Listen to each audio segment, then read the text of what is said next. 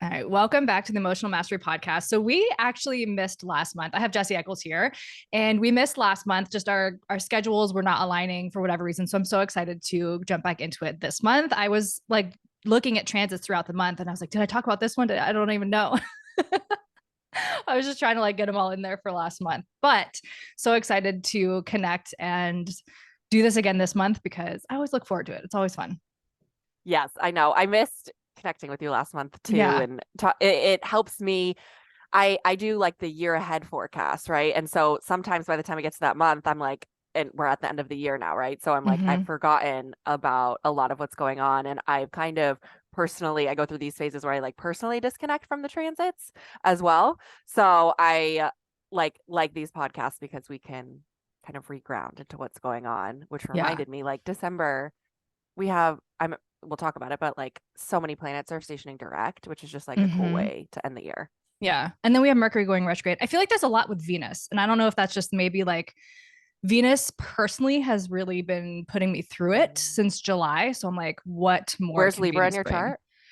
It's my South node is in the third house. Yes. Okay. Yeah. Okay. And then I'm a Taurus sun. Yes. So So, Venus I mean, rules. you're Venusian. I don't Yeah. know if this is on just my end, but I know you like post these. Your Mm-hmm. video is like coming in and out. I I don't know if it's know. just on my end. I'm Okay. trying to switch it. It's on my hold on. Where do I start? Where's my video? It's for Speaking of Mercury FaceTime HD. All retrograde. right. Now it's gonna be all weird because I'm not like looking at it. Okay, I gotta switch. Let me It's move it over actually here. fine. It's definitely a different angle, but it's There fine. we go. I'll move. No, because I have like an exterior Yeah. thing, but for some reason the cord, like the connection, it just keeps like going in and out sometimes. And like every time I touch my desk, it like goes out. So I'm like, whatever. We're just gonna go with the not great MacBook camera. That's all right. It'll do. We survived a long time without all of We sure this. did. All right. Well, we'll jump right into it. Okay, I tried to like literally put it out like chronologically. It's okay if we skip around too. Yeah, It's yeah. just the way my brain works. I know. It's helpful because then I go back and forth and I know it confuses listeners. So we'll start with the first. We have Mercury moving into Capricorn on the Yes. first. Yes. Yeah. So, Mercury changes signs every month at least. So Mercury moves into Capricorn right away on the first. Is this podcast coming out before then?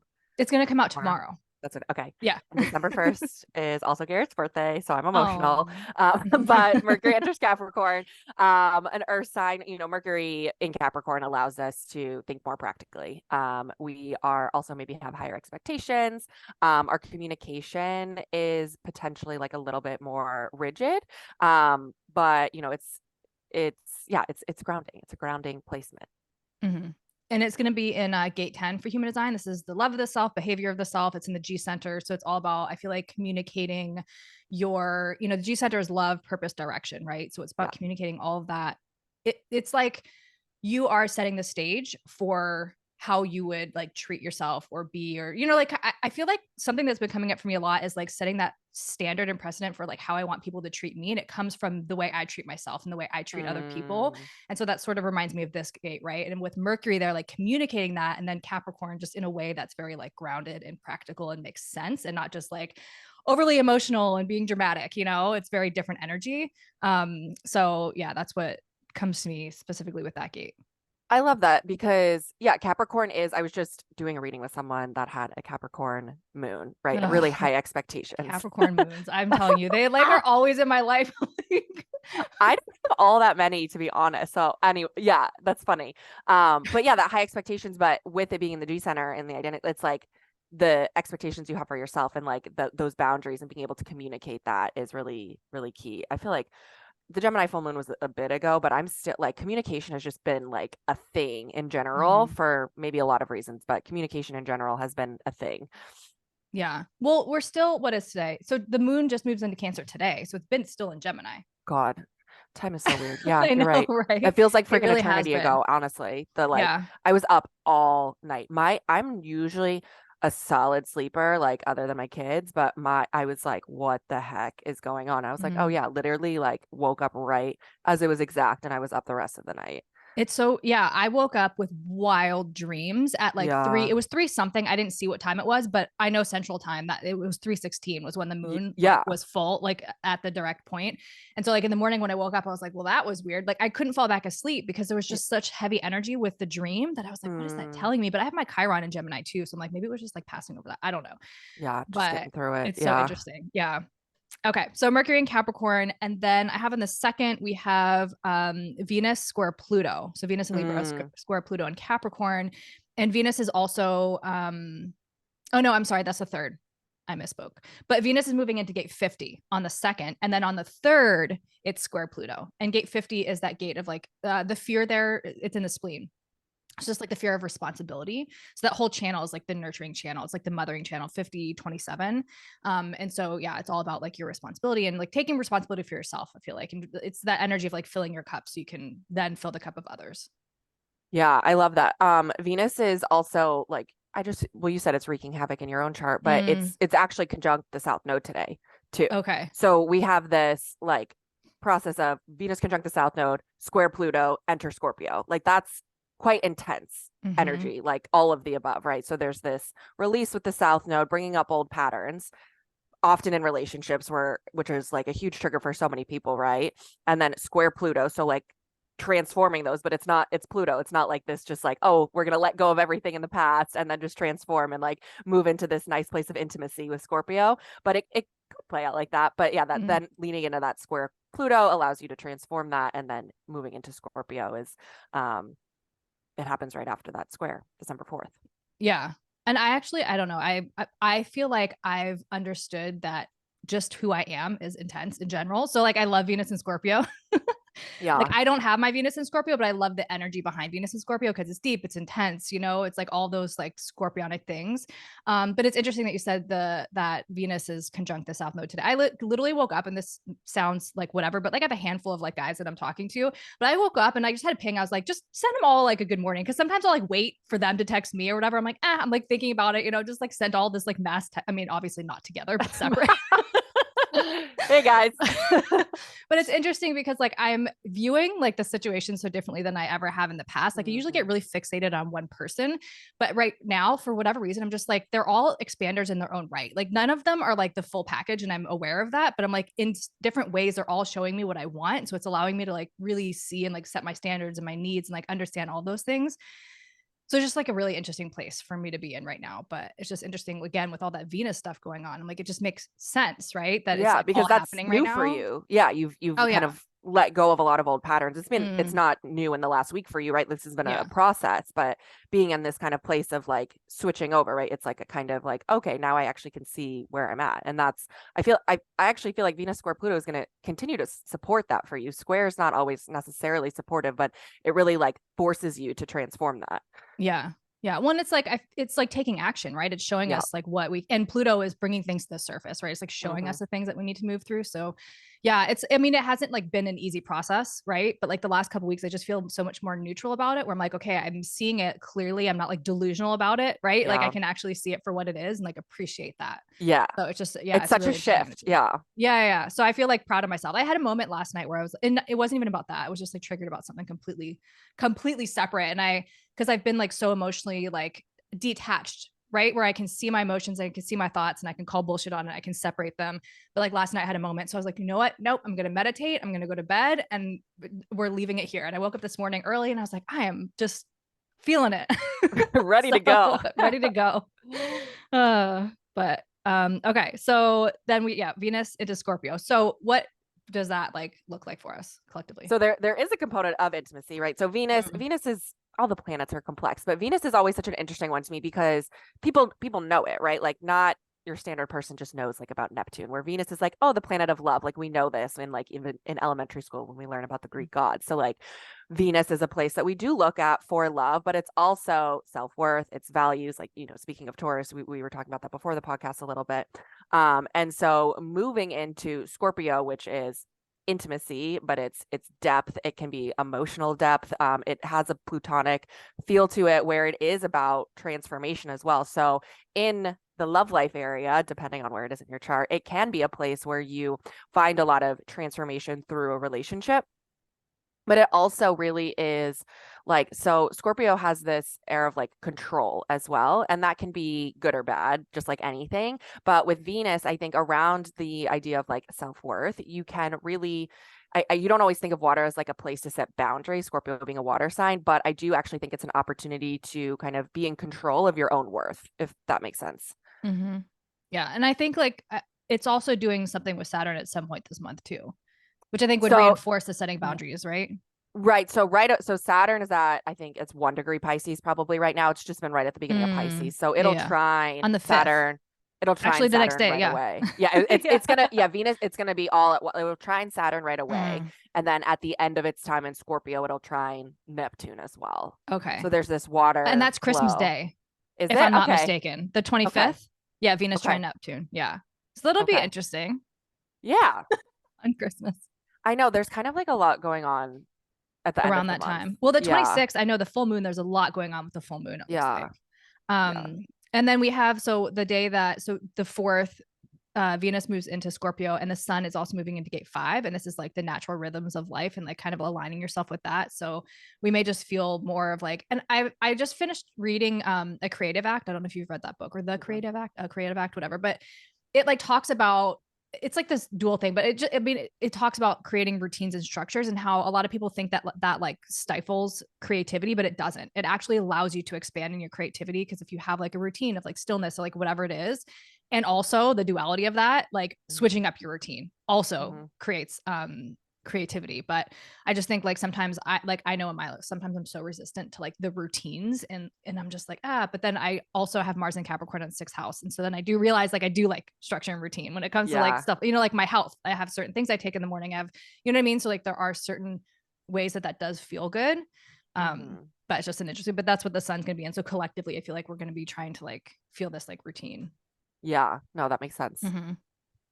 And then, okay, what's next? So we have the 6th, Neptune stations direct in Pisces, and then the sun moves into gate 1, which is the most, it's the most masculine gate in human design. It's in the G center, and it's all about, again, creativity. The first and the second gate are the yin, the yang, the masculine, the feminine, and they're both really, really about creativity. And so we might just find ourselves being a little bit more creative in the sense of like that action taking rather than like receiving. Yeah. So that's what like with Neptune stationing direct. And I know we talked about this. I don't know if it was like the last time, just like those outer planets are sort of always having that energy. So I don't know if we're really going to be noticing anything specifically with it stationing direct. I feel like yes and no, just like everything. Like if you have personal planets there, you're going to notice it a lot more in your day to day. I do think, 2023, 2024, it's chaotic in a lot of ways. And just December has so many planets stationing direct. Well, Mercury stations retrograde, but like Neptune's direct, Jupiter's direct. Is there another planet? Chiron. I was like, I swear there's another one. Like, big planets stationing direct. So I do think that there is going to be an overall feeling throughout the month of like, okay, we can kind of start to like move forward. And also just like any planet, there's like that shadow period of stationing direct. So we're not gonna, Neptune being so delusional, right? And illusional, right? Like it's not something we're gonna just be like, it's gonna feel like a screeching halt. Oh, great, we're gonna move forward now. But I do think there will be, especially, so it's like Mercury retrogrades on the 13th and Neptune directs on the 6th. So we have kind of like a couple days where we might feel, both of them will be in shadow periods, but we might feel like a glimpse of clarity because Neptune, right, when it's direct, it's already like kind of a foggy rose-colored glasses type energy in Pisces. And when it's direct, it's even more so. So we might feel a little bit of like intuitive clarity with that initial direct, but it's going to take time to, I think, really feel that unless you have a really specific placement at, I think it's 24 degrees, 24, 23 degrees, which is square my ascendant. And I'm hoping I don't like it, that whole transit to me. I keep trying to figure out how to understand and I just can't. And I'm like, of course I can't. It's freaking Neptune. But I think I'll have more clarity as it starts moving off my ascendant.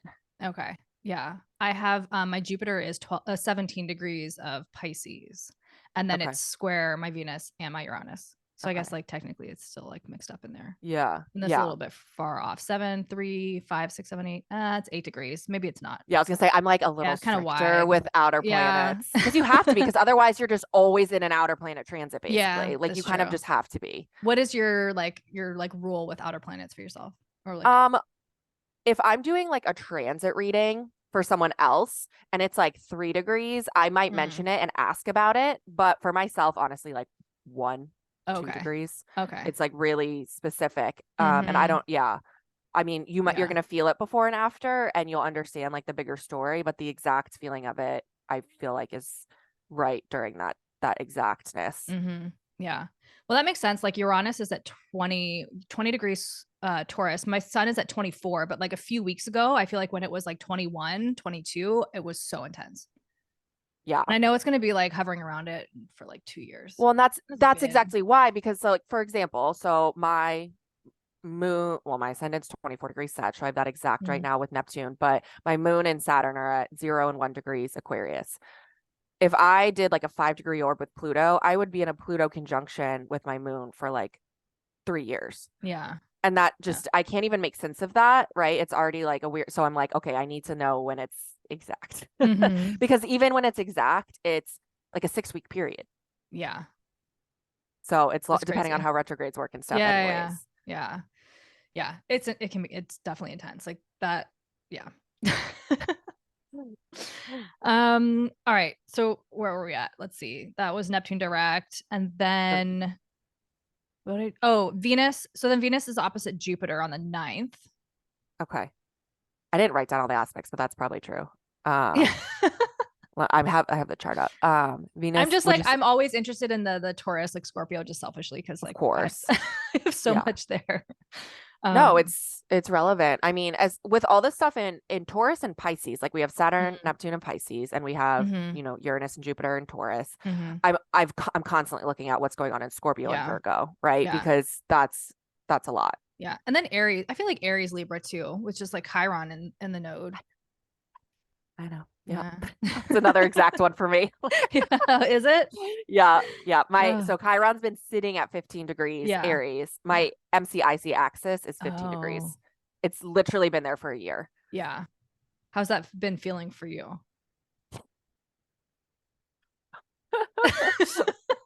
I'm gonna cry. I don't even know. It's just there's been a lot of like funny now, like literal things, like Chiron on the IC, like our literal home has just had like I actually just had my Reiki lady come yesterday and like finally just cleanse it all. We have had like 5, we've been here for 2 years, we've had 5 different water damage insurance claims that just lead to that spirals into everything else. So there's just like the physical home, but like beyond that, like the first time Chiron went at 15 degrees Aries when my grandma passed, which was over a year ago now.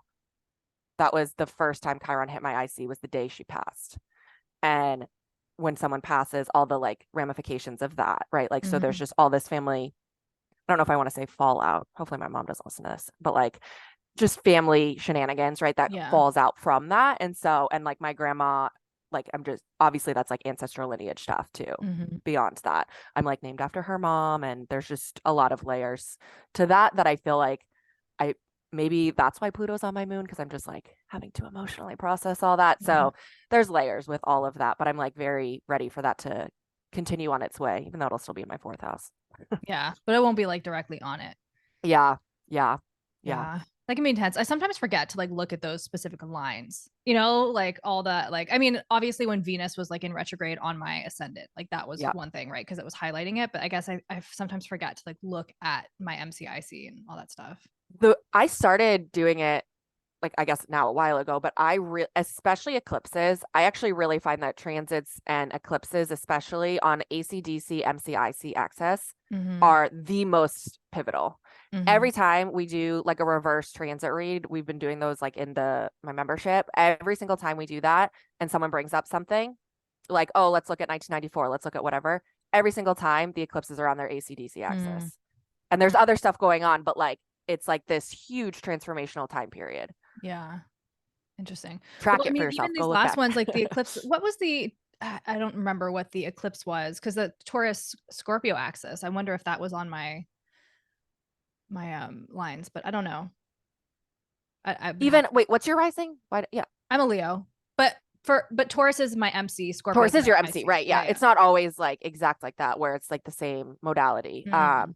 But yeah, so your MC IC axis, yeah, was affected by the eclipses. Yeah. Totally. Which I feel like from what I do know, I feel like you have gone through quite a bit of change around a lot of I stuff. have. Yeah. Yeah. Yeah. It's definitely been an intense few months for sure. The angles and transits, I'm like, I need to do a deep dive on it and like research, but like personally and through readings, like they're hugely impactful. Yeah. Yeah. I don't know. Especially which is weird because they're not even in space. They're just angles, right? Yeah. Like they're not like planets, right? Yeah. But I mean, it's all energy. Right? I don't know. It's so interesting. Okay. So where were we at? Well, so Venus will oppose Jupiter during its time in Scorpio. Like it'll oppose both Jupiter and Uranus, which for a lot of people, if that's like personal to them I have anyway, Venus opposite my natal Uranus anyway in my own chart. So then I realized, like, sometimes I realize why I feel like relationships feel so unpredictable and chaotic to me. It's just because naturally it's there. It's just my life. Yeah. But I have to go through cycles. Like every time I enter into something new, it's like cycles, and then I have this period of chaos and anxiety, and then I come back to like being normal, and like so it's this whole thing, and I would like feel like crazy about it, and then I was like, oh, that's why. Have you, I don't know if you've like really tracked this, but when a transit happens, so your natal Venus isn't in Scorpio and your natal Uranus isn't in Taurus, but that opposition you have. So another example would be like, so I have Saturn conjunct my natal moon. And whenever, which happens, so transit wise, Saturn will conjunct the moon every month, right? Once a month, just in a different sign. So like that feels actually usually quite comfortable to me, where like collectively, like it feels normal to me. Yeah. Where for other people, that's going to feel heavy. Like, do you find, I don't know, maybe take a note of when Venus is opposite Uranus. I'm literally writing that down now to like, and like see like if it's like, oh, this feels chaotic, but like at least it feels like me or in some weird way. I don't know. I'm just curious if like it's obviously in different signs, different houses in your chart, but like if you feel that a little bit more normal or not. Yeah. Let me know. Yeah, I will. I'll track it. But with that collectively, what can we experience, or what can we expect, or what might we feel? Yeah. So, I think the whole axis we've been familiar with because that's where the eclipses have moved out of. And so that part of our life has been changing. It's potentially been a struggle. It's potentially been a place we don't want to let go of because that's where the South Node was. So we've already let go of so much of that area of our life. And with Venus moving into that, it's like, okay, this kind of nice reset where we can really get clear in our values. And being opposite Jupiter expands wherever it is. And so there is potentially a nice expansion, but it might feel hard because of that opposition. But it's about, oppositions are considered hard aspects, right? But when you think about it, like the North and the South Node are always opposite each other. And that's all about an integration. And so that's why the way I see oppositions too, it's like, oh, well, we need both. So I've been expanding in this Taurus area of my life where hopefully we have been really leaning into practices of self-worth, right? And really like Uranus has made that chaotic over the last several years, but that opposition, hopefully we can integrate the kind of like, it's like the what was I going to say? It's like sensuality and sexuality. It's like both the pleasure and like that like kind of like soft pleasure and that like really like deep intimacy as well.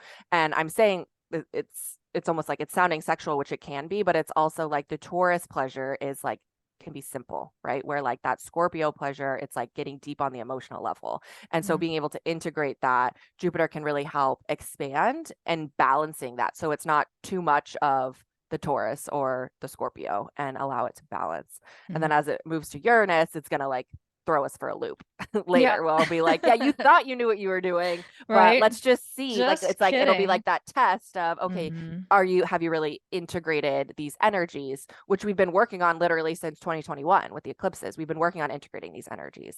And I think Venus opposite Jupiter and then Uranus will allow us to do so. Yeah. I don't know. I like all these intense transits, and maybe it's just because like I have like a lot of squares and oppositions and stuff like that in my chart, which I feel like when you do this work, you like have to. Also. Yeah, I literally like the good stuff. Yeah, somebody walked into work yesterday and I was like, "How are you?" She goes, "I hate this place." I was like, "Whoa." Then she came up to me later. She's like, "I'm sorry. How are you?" But I was just like, it's so funny. Like, just a lot of people are feeling like the intensity of like everything that's happening, right? And like you said, I think when you're doing the work and you're just like facing it on a daily basis, I feel like you're more equipped to just like see it and hold the space for like what needs to process, Hmm. right? And you can sort of like see it from a different perspective. So it's like when I see like intense transits, part of me is like, all right, let's brace for it because it's been intense, but also it's always showing us something, you know? Yeah. And so it's like lean into it or not, but it's still going to keep like repeating. And I think if you're learning the lessons and you're doing the work, when these intense transits come up, it's not going to feel like it's going to rock your world, right? Like if you're doing the work, it's almost more supportive. Yes. And like you just become aware of things. Like that's the way I like that because I feel maybe this is Neptune square my ascendant a little bit, Mm, but it's like sometimes I'm like what am I even doing? Like I don't even know. And when an intense transit comes up, it's like instant, like, okay, even if it's hard or information I don't want or like it feels negative, it's like, okay, at least now I know, like, and then I can move forward. That's how I typically feel about oppositions and squares. It's like, okay, great. Now I have this and we can move forward rather mm, than like linger in this like weird icky feeling that I don't know why I'm here. And like it yeah. shows a lesson in your face and you can move through that. But Hmm. again, I think you and I and most people probably listening to this podcast are Yeah. like, yeah, give me that. Like I want to grow, I want to heal, I want to transform. Yeah.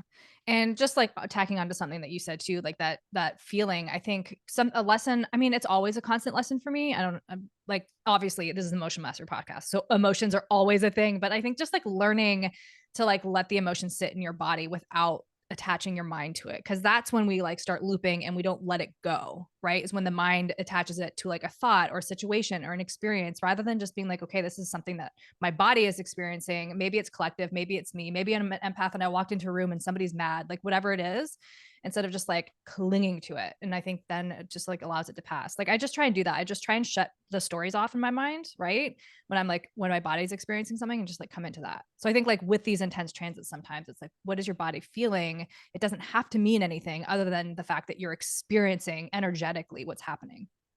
I love that. But Yeah. yeah. Okay. And then on the 10th, the sun moves into gate 26, which is what the new moon's going to be in. The moon, I Okay. believe, correct me if I'm mistaken, but I believe the moon's going to be in gate 26 as well. And gate 26 is in the ego center. And so this is like the salesman. You made a face. Did I Oh get it yeah, right? it's yes, Okay. yeah, you did. Yes. No, I Okay. think this gate's funny. Yeah, I have this. I don't, oh gosh, I know my chart so well, but sometimes I like don't remember it at all. But gate 26, essentially, it's in the ego center and it's like the salesman, right? So it's like manipulating memory in order to like make the sale, sort of to convince people. And I think a lot of people with this gate, it's like we almost feel like maybe if you don't have the whole channel, because I don't have the whole channel, I just have the one, I just have gate 26, but it's like we almost feel icky because we know that we Mm. can convince anyone of everything, but then it just feels like weird to us, you know? Let me see, gate 26. I'm trying to, oh, I have it in my unconscious Uranus. That's why. Yeah. Conscious and unconscious. Okay. Both of my sons have that whole channel. Oh, really? And I like, yeah, I we'll see how it plays out, I guess. But I remember Yeah. seeing that because I'm not like, I don't know, I'm not personally familiar with Mm-hmm. it. It's more just Mm-hmm. like what you read about, right? It's like, and it is Yeah. like the trickster. And it's funny because it's Sag, but like both of my kids are Gemini risings too. And I just see that as such like a Mm. trickster, playful energy. Yeah. But it's all on the same axis, right? So I mean, like Hmm. they Yep. obviously like mirror each other in some way. Yeah.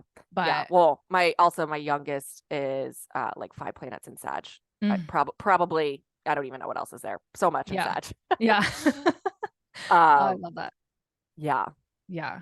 So yeah, so then the sun and then obviously the moon with the new moon will both be in this gate 26, this like this manipulation of memory and like kind of picking and choosing, like cherry picking what we're telling people in order to like convince them to like come to our side or sell or like whatever it is, right? So just like having that energy collectively obviously can be good and bad. Like I said, I think people with it can feel like icky about it, but then also there's a beautiful part of it. It's you can do that without negatively manipulating somebody, right? You can do Hmm. it to bring the joys and the happiness, like whatever it is, like good intention to somebody to have them, you know, whether it's you're trying to get them to do something or like whatever, right? So I think there's dual sides of that. Like we think of car salesmen and we're like, right? But Hmm. then you have other people who are selling, I don't know, like something health or whatever, right? That's coming from a good place with good intention. So you have both sides of it.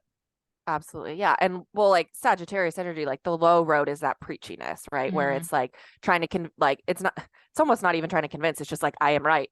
Yeah. It's like honest and blunt, right? And yes. so I And think, I am yeah. all knowing. And like, this is the way, right? Like, it's like that low road of like, like kind of like low road, like religious masters of like, this is the Mm. way it is. Right. Um, but high road is being able to teach and share and experience together. And Mhm. so and that's where it's like that artfulness of that gate, right? Mhm. Yeah, that's beautiful. And then, okay, so then what can we expect with this new moon? It's going to be square Neptune, so a little bit of delusion. And I know, I'm then, realizing like how much this is on my chart now. well, you've That's got why I'm like, 12, 13, 14 for 2 weeks about to prep for it. yeah, yeah. Well, so okay, so yeah, new moons, new beginnings, right? And it's always weird, like in astrology lands, like December, or in non-astrology land, in like the Western world, December is the last month of the year. So it's kind of like this last new moon of the year, but astrologically, it's not at all, right? We know this, that it's not until Aries season. And so I do think in general, with like all of the directness happening, like the couple planets moving direct and this new moon happening, there really is a sense of like new beginnings. Neptune square it has gestation direct prior to this. So I do think while that square can, especially in these mutable energies, can be feel unclear, like we don't know what our new beginning is, like what, like okay, I want to start something over, but like what is that? And I think that might be something that comes up where we don't feel fully clear on it. And so kind of like sit with your body, sit with the emotions is going to be part of it. I would say in general, there's going to need to be like a lot of grounding. I think, right. Yeah. Venus in the chart, also Venus, it's not exact, but Venus is still opposite Jupiter Mm. as well. And then I think, yeah, Pluto's also like loosely square the nodes. There was something else I was looking at though. Okay, that there's the Mercury. So Mercury, I was looking for like the communication piece, but Mercury is trine Jupiter as well in this Mm. chart. And so there's just this mental theme somehow, like this, and maybe it's because I'm feeling it personally, but like there's this theme of communication, like Sag Gemini, that whole axis, while the new moon is double Sag, right? Moon and sun and Sag, that whole axis is about communication. And with Mercury trine Jupiter, I do think that there is going to be something that we need to communicate. I think with the whole Venus, Jupiter, Scorpio, Taurus axis about our values and self-worth, I think some of that communication is going to need to be direct and blunt and honest. And a lot of people, not maybe exactly yet, but are going to start to be around family, are going to have to start speaking up for themselves around their beliefs. Sagittarius is all about beliefs that maybe are different. And maybe it's stuff you've been sitting on for 3 years at this point that you just haven't been able to communicate. This tension, I think, is going to, if you're not kind of conscious about how you want to communicate, then that's where Sagittarius is going to be like blurted out, right? Because we also Mm. have Mars and Sag. It's Yeah, I not was gonna directly say. conjunct, but it's going to Mhm. just be like, like, and it might not come out, the way you want. And it's not to say you have to like sugarcoat things, because I think that's silly too in a way, and it's not helpful, but you want it to come out in a way that's like effective and it's going to be heard. But I Mhm. think it's just a lot about communicating the beliefs, your beliefs. And I think a lot of us throughout the last couple of years with the transits have come to terms with what's ours, like what are my values. And that's a big part of what the eclipses have been too, like what are my values and what was I conditioned, or what was I told, or what was I taught. Mhm.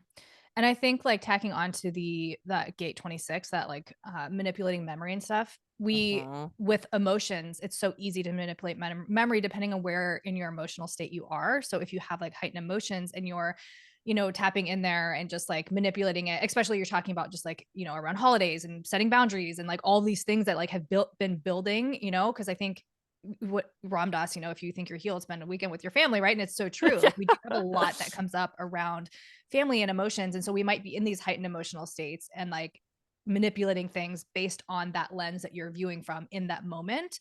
And so like the full moon will be in the gate of stillness. So that's sort of in contrast to this, right? Mm-hmm. But I think it's just like finding that space to like come back to yourself and like I was talking to somebody last night who was just feeling a little chaotic about a situation. And I was like, just set a timer for 5 minutes, right? And just like ask the question, like how you should proceed, what you should do, and just like find that clarity within those 5 minutes. Even if it's for 30 seconds that you come on it, like at least you'll be able to come back to yourself and like have that neutral space that you know where to move from there, so that you can sort of come back and tap into it when you're feeling activated or whatever. Then you can be like, okay, well, I know, like in my higher self, right? Like in my peace, like this is how I want to do it. And then you have something to like go back to, right? Like in yourself. And so just with like all the transits, like as an everyday thing, I think that should be a thing. But we, again, our emotional states really impact the way that we navigate and operate and do things, right? But I think that's just helpful. And like, so speaking of Mars and Sag, like the new moon is coming off of the moon conjunct Mars. So we're probably going to be coming off of a turbulent emotional time potentially. Yeah. Fun. Yeah. Okay. And so that's the 12th is the new moon. And then on the 13th, we have Mercury going retrograde. Yep. So even on the new moon, it will be in its shadow period, which is, I think, again, why there's going to be this potential lack of clarity with that square to Neptune. Mercury retrograde, again, happens about 3 times a year. So this will be the final one. And it stations direct like right on the new year on January 1st. So we finish the year with 3 weeks of Mercury retrograde. And with Mercury retrograde, it's always a time to,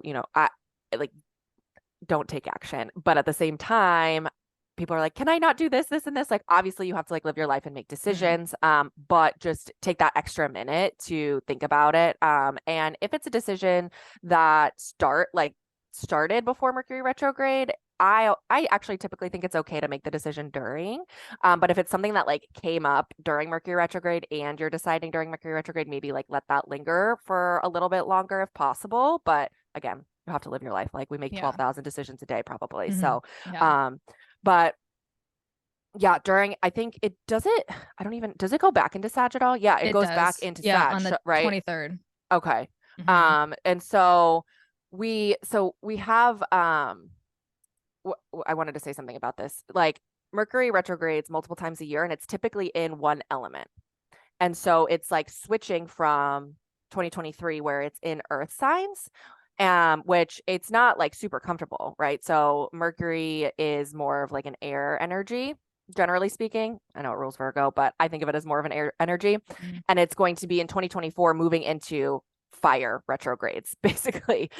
So we're in 2023, we've been really asked to slow down in the area of our chart that the earth elements are in: Capricorn, Virgo, and Taurus, and be really practical. And so in places that we might have been more decisive previously or felt more practical in making our decisions, Mercury has had us slow down in that and like take that almost extra slowness. And this is that final piece of that before it moves into 2024, which is full fire retrogrades, basically. But moving back into Sag, which I mean, I guess maybe we'll talk about when we get to December 23rd, but moving back into Sag during that retrograde, it won't go all the way back to the new moon, but it's something just to be aware of as we begin like 2024, that it may revisit themes of that new moon as well. Like it'll go not all the way back, but sort of in that area of the chart.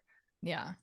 That's interesting. That's why I just love journaling, because I can, when like with there's certain transits, I can look back. I can't remember, there was one, it was something with Jupiter, and it was like 6 months prior, and I looked at it and I was like, whoa, literally the same thing is happening right now. You're right. And it's just like little things like that where I'm like, you can't like deny this stuff. I mean, you can, but yeah. And like the big stuff you can kind of remember, like look back at a photo or whatever. Like I do that all the time. I'm like, what was happening? And I look back at my camera roll on that day or whatever, like what was going on. But journaling, it's the actual like emotions that you can look back on, and it's so impossible to remember that otherwise. Yeah, I try and do every single night. This is why I'm going to start looking at like the transits, like we were talking about, like Venus and Uranus and stuff like that. But I'll do like at night, I just do like almost like a review of the day, but I'll do like what sign the moon is in, like where I am in my cycle, like these things, so that it just helps me, like, especially as an emotional being, like just tracking that, be like, okay, this is why I'm feeling like this, or this is what happened the last time this happened, so then it's just like, it allows me to not get so wrapped up in the emotion. For me, it like brings some peace to it, where it's like, okay, this just is. Yeah. and it's going to happen again next month. So it's just like one of those things too, where it's like, I've been on my period for how many, like 20 something years. And every month that I get emotional, I'm like, oh yeah, I forgot. Why do I not know that I am a woman yet? Right. Yeah. Why does this surprise me every single month? Mhm. But I mean, just emotions like, just, they hate you sometimes they too. And do. I know. you want to be rational about it, and it's just not. Yeah. I know. And it's like, I know. And it's like, I do so much work around that. And it's still just like, it still whips me sometimes. And I'm just like in that, like, oh my God. Right. And so I think that's why so much of my work and practice is that, because it's crazy intense, and it definitely can be. I'm Yeah. sometimes like definitely jealous of people that are like emotionally like open, where they're just like very, and not to say that they don't feel, because I know that they do, right? And so that's why Capricorn moons, I'm just like, how do you do it, right? Like it's just that compartmentalization of it, Yeah. and it's like, this is the time to feel and this isn't the time to feel. Or if I'm like super emotional, I don't know, it's just, it blows my mind. But that's why we have people like that, to balance everyone out, and I think that's why I Yes. keep calling in these Capricorn moons, because someone I'm Mm. talking to is a reflector with a Capricorn moon. And I'm like, what is happening? What? Yeah. I know. Well, when you layer like the human design and astrology, the second my son was born, the one that's turning 1, I messaged you and I was like, what the fuck? I have two, like they're both Pisces moons, and one is emotionally defined and one of them's not. Like one of them's emotional authority, like so defined, so many gates. The other one is completely open, both Pisces moons. So like both sensitive in astrology, but that processing of it is so different. Do you notice it? Well, the youngest one with I know the they're open, young. Yeah. yeah, he's only 1. And gosh, But you're like, defined. yes, Is your husband defined? no, Okay. I am. Is he Yeah. completely open, or he's just undefined? I feel like he has a gate. Okay. Yeah. So he and my youngest are both projectors. Yeah. And then I love that. let me see. I know. My husband really needs to like learn that he's a projector though. Yeah, Garrett's okay. Oh no, that's what it is. Garrett has gate 36 is the only one he has. And I'm like, Okay. does that have to be the one you have? Like the gate of Yeah. sorry. I love all gates. Yeah. Okay, Chris, he has gate 30, which is how I'm super is how intense when which is he's super intense, defined. but it's how that's my channel is 3041. Okay. So I do think, yeah, and he has 26 too. They all have that 26 gate. Okay. Yeah. Which I'm completely open there. Yeah. But yeah, I do notice with my 2, and like, there's so many things. It's like birth order, even just firstborn versus secondborn. They have different moms. Like I'm their mom, but like I was such a different person with Wyatt than I am now in so many ways. So I think about that often, but then I'm also like, no, nature versus nurture. Like there's so much of this nature component to it too. But Wyatt is what I would like, I don't know, psychologists would call like highly sensitive, right? Like he, I actually literally just posted like he can't have his socks on wrong or at all. Like he is like very, and he's emotionally defined, right? He's emotionally defined. His Mars is also in Taurus in the 12th. So he's like sensory, like so sensory, everything in general. What's his cognition? Do you know? Yes. Smell. Okay. Yeah, because it's the same. Yeah, his is the same as mine. I'm like, what's okay? Yeah. It's that's why I love where astrology and human design meet, right? Because it's like there's so many nuances, and you can have, like you said, you can have 2 people with moon and Pisces, which is super sensitive, super emotional, super intuitive, psychic, right? And then they have a defined or undefined solar plexus, and I feel like it just like paints the way that they're then experiencing it. So like maybe if you have an undefined solar plexus and a Pisces moon, you're not necessarily internalizing your emotions. You're not sitting there like, it's like you're more like intuitive and psychic, that sort of aspect of it. That's what I've noticed. Like, so the most black and white way I can explain it is Wyatt, it's all him. Like it's like, and he just gets so wrapped up in his thing, right? And me, like he's also Aquarius. Like all of his emotions are emotional, but they're his. And I do think he picks up like any kid would on like my stresses or things like that. But Garrett, like he gets his like sadness, that emotion is when Wyatt's crying. He does not cry like that's where his sense on his own. I don't know how to like, and I thought I'm like, it's always when Wyatt's sad. So it's more of that. And he has like this huge 7th house stellium. So I'm already like, oh my gosh, like you can put yourself first. You don't need to worry about it. But like I do notice it that way where Garrett yeah, his emotions are always someone else's. Like Mm. literally, he bit Wyatt today Oh, and he's teething. He's yeah. one. And Wyatt was like, what? First, like blacked out, I think, because he was like, what? And he started crying because he was hurt. And then Yeah. Wyatt and Garrett was like looking at him laughing, and then he started crying. Mm. Like Garrett was not hurt at all. Yeah. He bit Yeah. Wyatt and then just started crying. And Yeah. that happens. Well, Garrett doesn't bite him all the time, but he is very sensitive to that. And Yeah. that's how I definitely see the difference. You know what's interesting? So my son is undefined emotionally. He's a Gemini moon, but he's a Scorpio rising with Mars on his ascendant. So he's highly emotional, right? And he's a Cancer sun. So he's got a lot of water. And he has like a stellium in the 8th house in Cancer. So he's just like the whole Scorpio thing, right? So but with his emotions, I notice he's very reactive to the way I experience him. It's like it's kind of the same thing. Like he'll get upset when I get upset. And I tell him, like, you don't have to take this on as your own. Like, you didn't do anything wrong. The action that you took maybe hurt me or like whatever, right? But it's not like you, because I understand like the depth of like who he is at like a soul level, and I can feel it. And if you're like in his energy, you can sense it. But like, I don't think he sits there like wallowing in his emotions, because he's got a Gemini moon too, right? He more intellectualizes it. He wants to talk about it, right? Where he'll like pull a fit and go to his room, and he'll come out and be like, he'll tell me like, was just so mad at you. I can't, like, I just felt really angry about this, or like he just always wants to talk about it. And this child never stops, never. Like I was trying to read a book, and he's like, Mom, he asked me like 15 questions, and I was like, I'm reading. Can we revisit this when I'm done? But I think that's that difference, right? Where he's not like creating the emotions within him. It's more reactive to the experiences that he's having. Yes, that Like makes other sense. people. So that's why I always have to check myself and my daughter. I mean, she's 13 and she's emotionally defined too. And so when he's just like wakes up in a bad mood, I'm like, all right, where are we at in our wave? You know, like this morning I woke up and I was like ready for the day, and he like popped out of his room and he slept in too late, which usually when he sleeps in too late, he's cranky. But he just woke up this morning. He was all happy. He's like, where are my clothes? Let's get breakfast. And I was like, okay, check. We're all good. Amazing. Yeah. Great start to the day. Right. But I just think that it's just like interesting, that dynamic. Yes. Okay. So then I don't even know where we were. I know. We just started. Well, Sun enters Capricorn. We kind of talked about Mercury retrograde enters Sag, and then full moon in Cancer. So I feel like, I mean, the Sun enters Capricorn. Yeah, that's big. That is what day do I have that? That's the 21st. December 21st. Yeah. Okay. Yeah. And then it'll be in that gate 10 that we were talking about in the beginning, right? Mercury, I think, starts in gate 10. So it'll be in gate 10. Mercury will be in gate 10. So that's gonna be Cazimi on that day. Okay.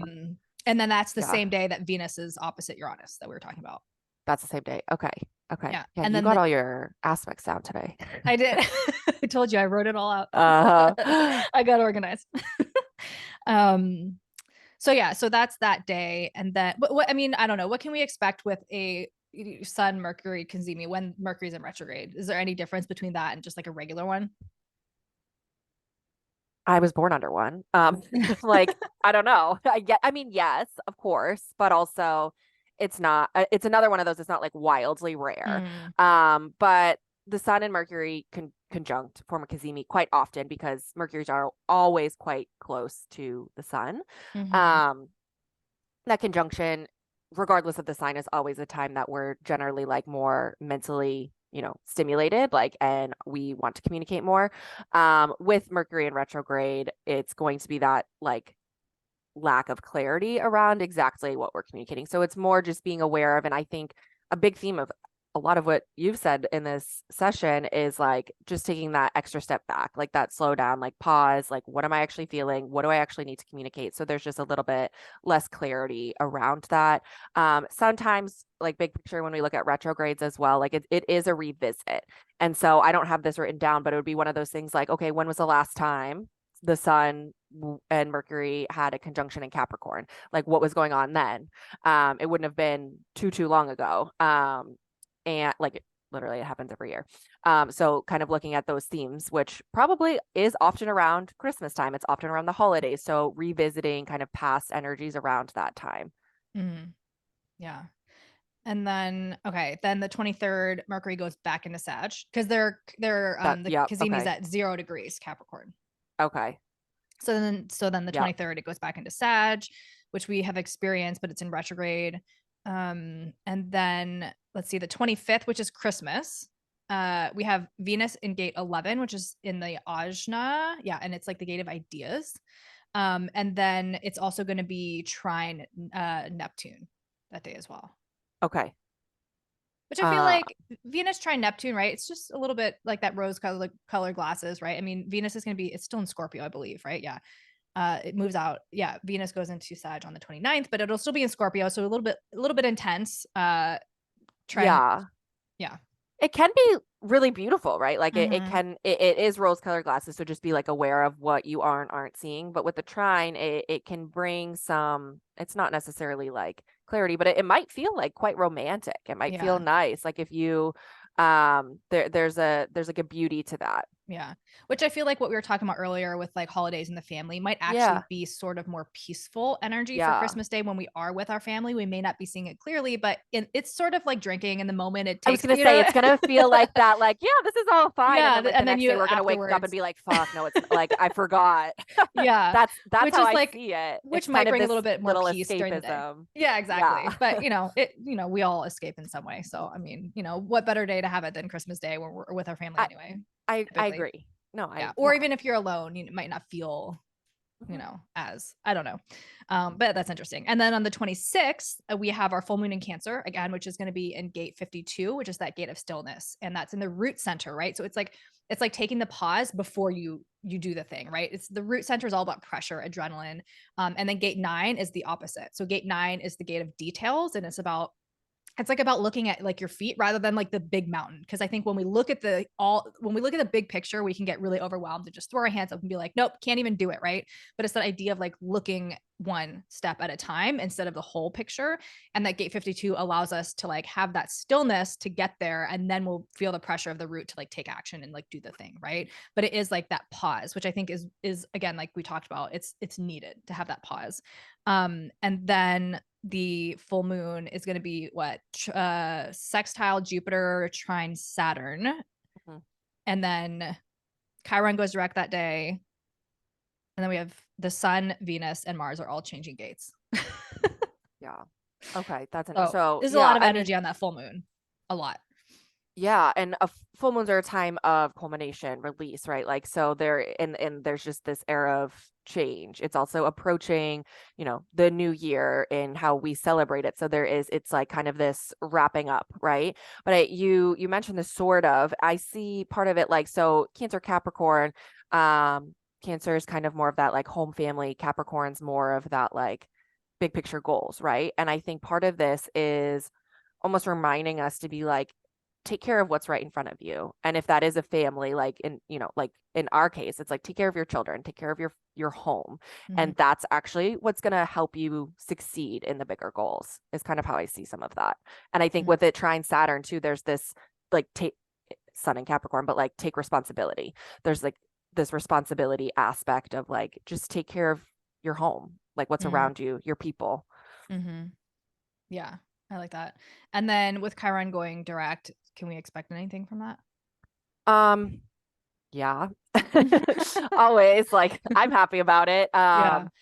Yeah, so Chiron is really slow moving, like really. So it's just been hovering in these It's like very, how many years very few does degrees. it take? So, Like okay, 240 or I something? don't know how to That's explain Pluto. this properly.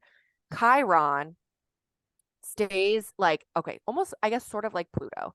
It stays in some signs like longer than Mhm. others because of the way the retrograde happens. So Mhm. Aries, it stays in the longest, like Aries Okay. and Pisces. Yeah. Um, and just yeah, the way the retrogrades have happened recently, it's just been like hovering between like really like 14 and Mm. 16 degrees, I think. And so Chiron, wounded warrior. So I think too, when's the date? I don't want to like get too far ahead of myself, but eventually the North Node is going to form a conjunction to Chiron. Mhm. And so this whole area of our chart for since what I think 2018 is when Chiron moved into Aries. Like we've been healing.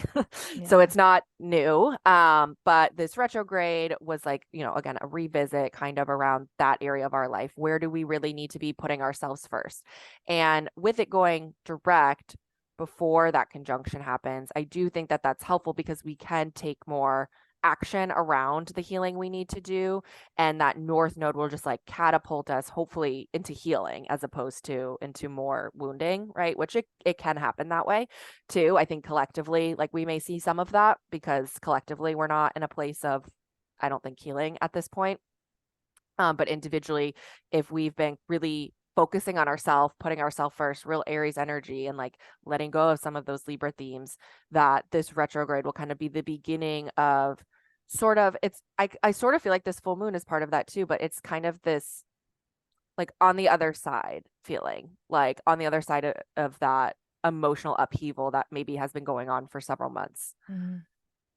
Yeah. Okay. What else do we have? Venus then enters Sag. Venus goes into Sag. Yes. Jupiter goes direct. Yes. Yeah. Venus and Sag like just feels fun. Yeah. Love to see it. Yeah. I know, but Garrett has that. Oh, I love that.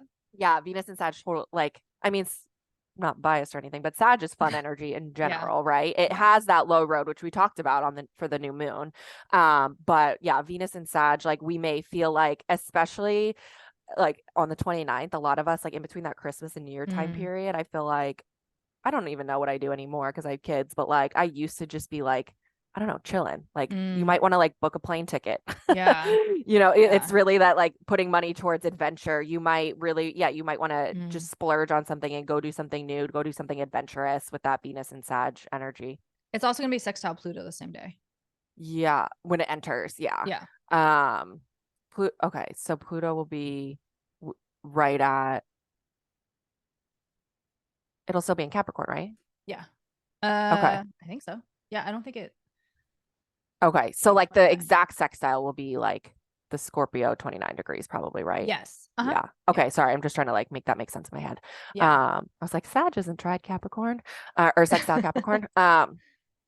So yeah, it'll still be like that exact trine would, the exact sextile would be 29 degrees Scorpio and then move into Sag, which will still be like loosely, sextiling, which I think with that, with Venus, it's like more of that culmination of what we've experienced with Venus and Scorpio. It's kind of that final transformation of that more like emotional depth piece. And then we can go like have fun, I guess. It's also going to be the same time. So it's, I mean, not direct, and I'm sure we've like covered it with like but it's going to be, sextile Pluto, square Saturn, and trine Neptune. So I feel like that's a lot for Venus. That is a lot for Venus. Square Saturn. Okay. It's not like direct. That's no. So because the trine to Neptune will happen and like exact in water signs on Christmas is the trine to Neptune, and right? then and then the Saturn square will be as it moves. The square to Saturn will be as it moves into Saturn, or that. So it'll. Okay, that's the order. Thank you. Now I got it in my trine to Neptune will happen, sextile to Pluto will happen, and then enter Sag, and then square to Saturn. Yeah. So it'll just be like boom, boom, boom. Which, okay, so no, yes, it will be boom, boom, boom. But the way I see this is actually kind of how we were talking about it with Christmas. When you apply that to something around your family, it's that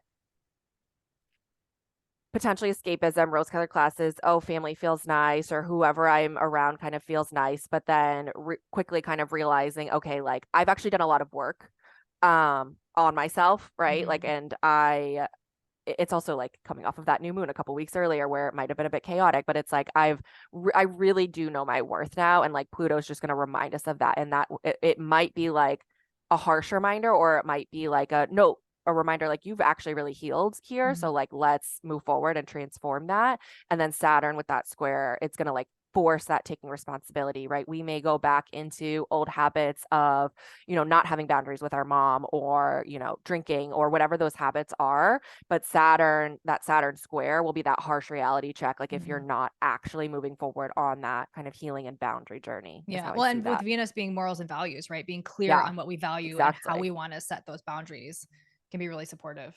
And it's like, I feel like with that new moon, we go in kind of like feeling clear, and then it just gets confused and we get wrapped up into old patterns very easily. And then that Pluto and Saturn situation is just like, nope, come on, you've done this. Yeah. I think especially around the holidays, there's so much childhood. There's just so many deep ties, emotional and otherwise, that are connected with the holidays, right? And so I think it's just like bringing us back to all of that. And like with all these transits that are happening again, I think just like in everyday life, finding that stillness and finding that clarity within yourself. But I think it's like super important now to just like have that space that you can figure out what you're feeling and like why, and just like move from there.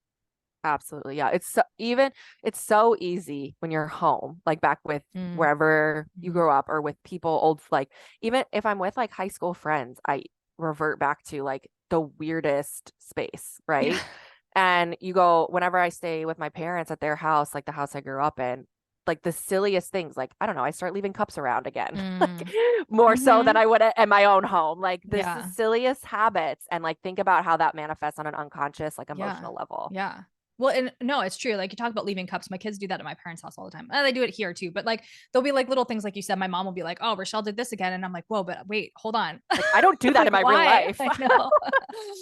I know. They got me this like sticker for my car, and it says "Hot Mess Express," and I was like I appreciate like the like they were just trying to be funny, you know. But like part of me was just like, no, I'm trying to move away from all of that, right? But like when I'm in their energy, Mhm. like you just revert back to this like Yes. completely different like version of self, and it's what you played out in that dynamic, right? And it's like trying to Yep. pull away from that. So then at a time when we're like constantly within our family and like replaying those dynamics, it really takes a lot of effort and work. And I think yeah, it'll just with that, just like what you said, like the Pluto and the Saturn and the Neptune, like it's gonna, delusion, and then just bringing up all the stuff and then setting boundaries around it. So I know that's like at the end of the month, but it's just, I think the whole month is going to be reflective a little bit of just that energy. Yes, absolutely. Yeah. Absolutely. All right, I gotta go. I know. But I'm this glad was we got this this was in fun. though. I'm glad too. I know I could always talk to you forever. So, but all right. Well, thank you so much. We will talk next month, and hopefully, I mean, if you're up for it, maybe we can do like a brief like 2024 Yeah. forecast. I know you have your own forecast, and if anybody's listening and wants to go grab it, they can go to your Instagram or your website and get it there. But Yes. We can also do a quick one on okay, here. sounds good. All right. All right, talk to you Bye. later. Bye.